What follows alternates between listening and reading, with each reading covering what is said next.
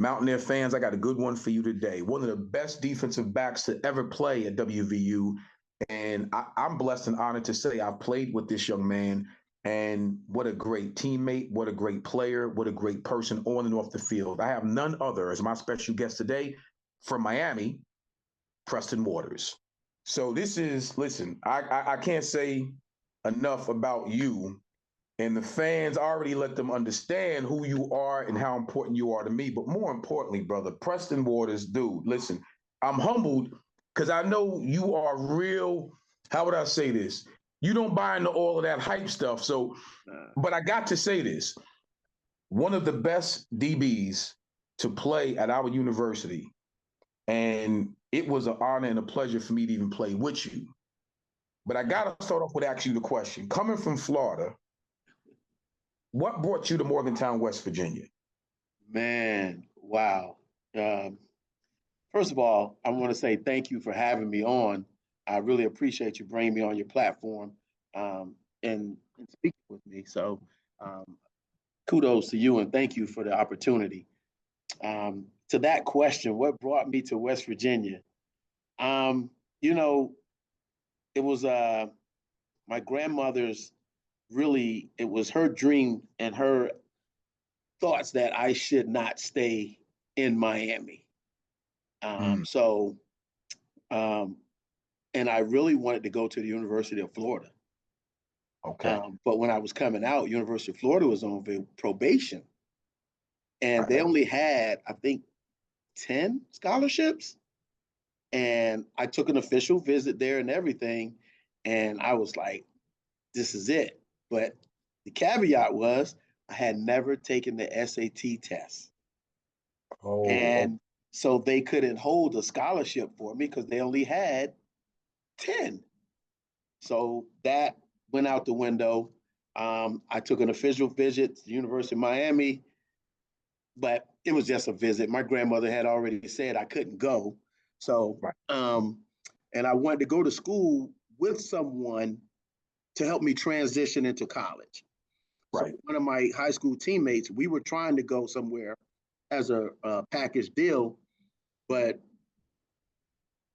the only school in Florida that didn't recruit both of us was Florida State. Florida Mm, State didn't recruit me, but they recruited him. okay. So he chose Florida State, and I was like, man, I don't want to go to school, and not know anybody. So Right. remember, there was two guys on WVU from my high school, Ed Holloman and Right. Roman Nelson. Mhm. So they were already there. So when I go on my visit, I actually stayed in the dorms with them. Oh, wow. I told Doc I didn't want to go to a hotel. I wanted to see the real college experience. So Right. I stayed with those guys for that weekend. And that was it. That sealed the deal because I was like, okay, they can help me transition into college and it won't be so foreign to me. Um, Right.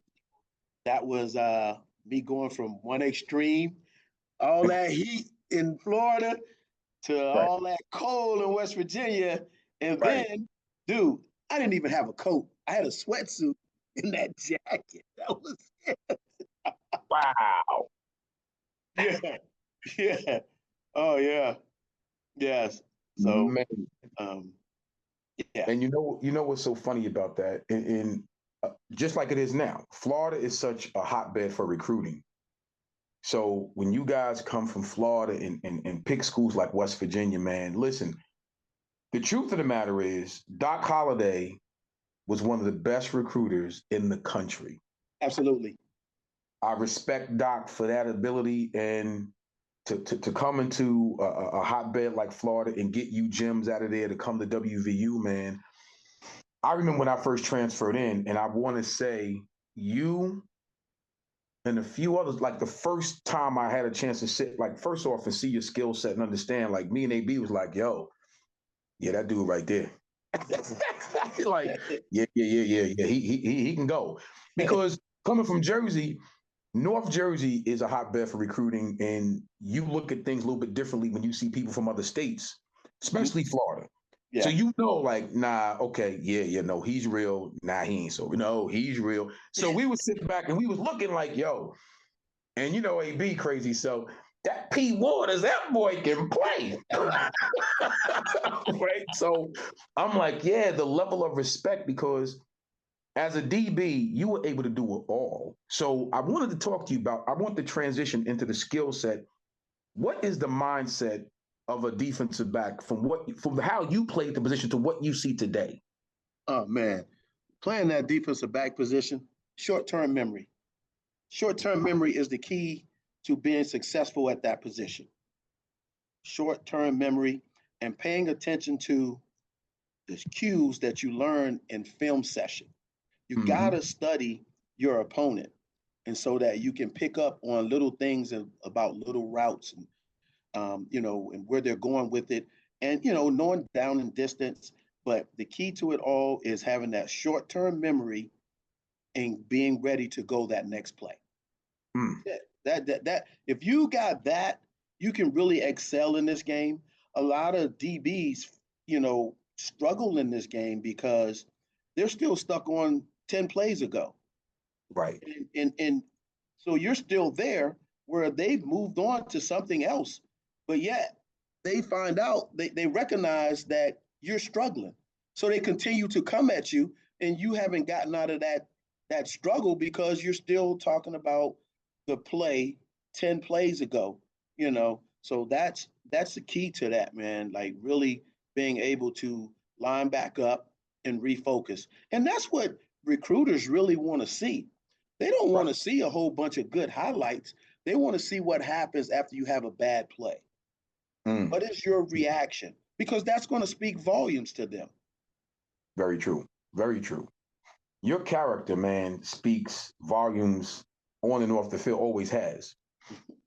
How much does that play in someone being successful on the field? Because character, I always tell people you win with character. Give me a guy that has some character and he has marginal talent. Give me him. You can Yeah, keep your 5 and 4 stars because a lot of time those guys, for some odd reason, if they don't pan out, do you know 60% of 5 stars don't pan out? yeah. Well, it's a level of arrogance that they carry that interferes with them being able to progress because they Mm. come in with all of this hype and all these accolades, and you go and then you see that the guy next to you, he was all county, he was first team all state, he has the same resume, but he didn't get that 5-star rating, but that guy still got that same resume, and you're thinking that your resume is going to get you on the field, where this person, his ability is going to speak for him, not what somebody wrote in a paper, not what somebody wrote on the internet. It's when he go out there and he shows his skill set, his ability, you know, to do this thing, to play this game, and to to to have a will, because you got to have a will. You got to have a Mm. will of wanting to do this. You can't just say, I'm a play. You got to want this. You got to love this. And you got to focus. Focus is and discipline is like two of the top things that you want to have. You got to be focused and disciplined because then you can excel in this game. A lot of people don't excel because they're not disciplined. And Mm. without their discipline, they're not going to be focused. If you're Mm. focused, you're disciplined because you're locked into what you're supposed to be doing. You're locked into what you have learned that week of preparation for a game. That's you focus. You're disciplined. You're locked in. You know, I think maybe the lowest rating, I mean lowest grade I got from a game may have been like maybe 88. Right. Yeah. You Yeah. know, like I that's one thing that I did is I knew my opponent. I studied the game. I Mhm. studied And I knew where other people were supposed to be. Right. And Absolutely. so all of those things come with being focused and having discipline. So that way you'll know, I know where the safety supposed to be. I know where the D lineman supposed to be. I know where the outside backer supposed. You got to know the whole thing. You can't just know bits and pieces. And that IQ is so important. And I tell people that they don't get it. That IQ, it's not just football IQ, to be honest with you. It's IQ period, because you transition that off the field into life, into business, and everything else that you do. So Agreed. I don't understand the athlete that come in and think, I don't have to be a student of this. But how do you expect to be successful? Exactly. Right? Yeah. I want to transition into that, because now in this age, I wonder how much money you and I could have gotten in the NIL. Oh my goodness. In this day and Wow. age, right? I Man, want to transition into that in the freaking transfer portal. What do you think about that, P? it's a modern day college free agency. Right. You know, it's what it is now. It's free agency. But I don't think people are paying attention to what comes with going in this portal. First of Right. all, you got to hope that you get picked up. Yeah. So you need to be talking to someone before you decide to do that, so that you understand all the things that come with what you are about to do, and Right. thinking that the grass is greener over there, so I'm gonna get off this lawn and go to that lawn. It's not always the case, Right. because you can go in the portal and get picked up, and next week that coach may be gone. Now what? Right. So and they're making money, just like, oh my gosh. I mean, bro, let's use a running back. You came from Pitt. You came from Jersey. So Yeah. just think of all the connection and all the notoriety you had to during your journey, and now to have an NIL, you you can go anywhere. You can go anywhere, and your face, your skill set, your knowledge, your communication skills. You're a great communicator. And, Appreciate and it. so listen, being able to go out and do those things, you're marketable. Right. You're marketable. And that's what it's about. Being marketable. You can get the NIL, but you also got to get on the field. You're no good to me if you're not on the field. So, Absolutely. so you got to get on the field. So then it goes back to being focused and disciplined. That's right. So you can remain on the field, and you can remain with or get more NILs. That's right. Did you see? I don't know if you saw this. I posted something a few days ago. There are guys making $3.4 million. Between 3.4, 2.4. I think the lowest I saw on that particular top 10 list was like 1.4. And I'm sitting there saying to myself, and I get it. I do understand it. Okay, this is the NFL version of free agency on the collegiate level. I get That's it. it. That's it. So the funny thing is, I'm like, okay, the first thing came to my mind is, you know what, I wanted to ask P. Waters this, because I know when I look at guys coming from a hotbed state of recruiting, and they get that All-American tag next to their name coming out of high school, they out of here. I mean, the deals start flopping, right? Yes. Then the funny thing is what you just said about the whole discipline piece. You get to a university and you got an NIL deal, and they're expecting you to start. What people don't understand, you're not getting this money if you sitting on the bench. Exactly. So it's like these young people need to look at this. It's a business. So when we came out, Pete, how much of the business side of major college football did you know, and did you appreciate the business side of it? I don't think I knew any of it, to be honest with you. I really didn't know that part. Remember, I don't think we were exposed to that part. You got to think about it. We played with a guy who was third in the Heisman. We played with Absolutely. Major Harris, a guy who's third in the Heisman, Mm-hmm. and he was just as regular as you and I. Where was his perks? Think Absolutely. about that. Where was his perks? So there was no business, but people was pulling at him. We need an autograph. We need a picture. We need all of these things. What did he get in return?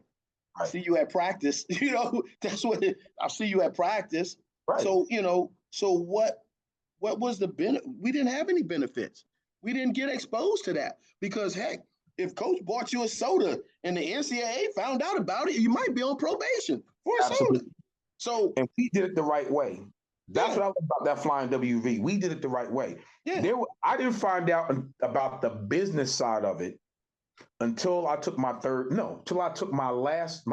visit to Oklahoma. Yeah. Mm, mm. So, and then when I went to Pitt and I transferred and I took 5 more visits, I started to look at things a little bit differently after I transferred. Gotcha. Because then I said, you know what? There's a whole different side of this that I wasn't looking at coming out of high school. Being a blue chip All-American, all this stuff, I was told on my visits, nah, bro, you're not staying over here. You're staying over here. Everybody else staying over there and I was like, well, why? I was that guy. Why? How come because you're an All-American and they're not. Right. But you don't understand. There's cachets that go with your name because they recruiting you. You're the third best player in on the East Coast, 13th in the country. So you know what that means for them? If they get you to come here, they getting a bonus in their contract as a coach. Ah, And I'm ah, like, what? I ah, had no idea, P. I'm like, oh, yeah, okay. Then my yeah. eyes lit up but like you said, well, what do I get out of this? A pair Nothing. of socks. Wristbands, you know, wristbands. You know what I So mean? I get it. When you and I talk about the good old days, man, and what West Virginia really means, I'm partial because they actually going to WVU and meeting and playing with people like yourself, P, you don't understand, bro. Saved my life. It saved my life because I came in at a time just losing my sister, just struggling with her death, and you guys really helped me to kind of heal. I don't even know if you knew that, and I love and respect you for that. Thank you. So, oh yeah, you guys didn't even know because I didn't talk a lot about her death. I didn't know. I didn't even share that part of why I left Pitt. Right. But coming there, man, that brotherhood, brother, that brotherhood. Speak to that a little bit. The brotherhood that you felt when you came to Morgantown.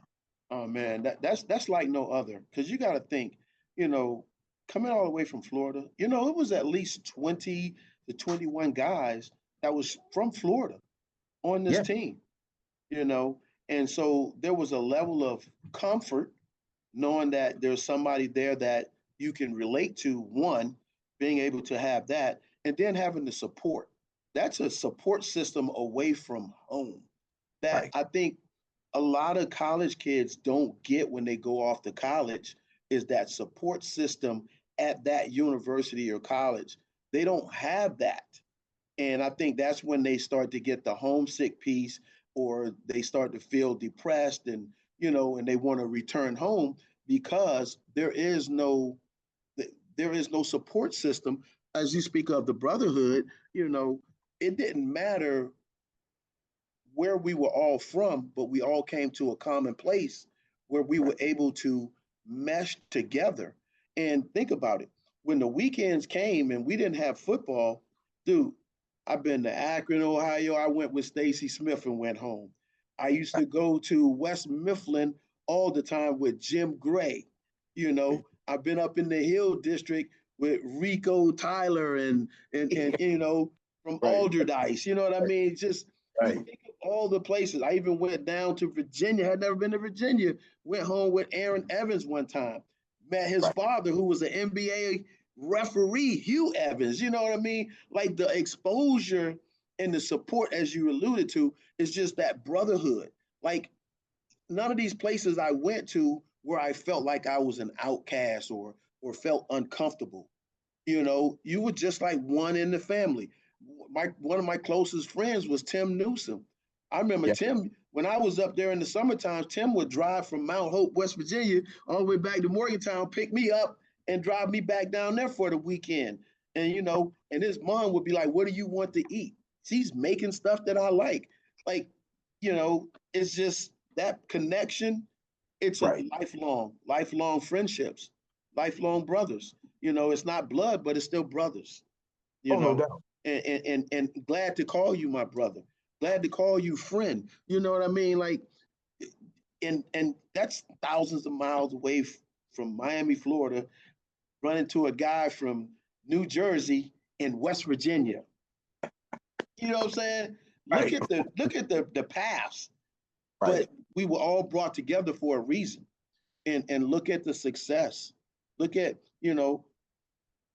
probably 90% of us all got our degrees. Oh yeah, You absolutely. know, so you think about that. So again, everybody supported everybody. Nobody was failing off. Hey man, you need to go to study hall. Go to study hall. Hey man, you Hmm. need a tutor. Go talk to coach. Find out where the tutor's at. Like Right. everything was made accessible to you, so you couldn't fail. If you Right. failed, that was because you lacked discipline. You Right. lacked the ability to stay on track.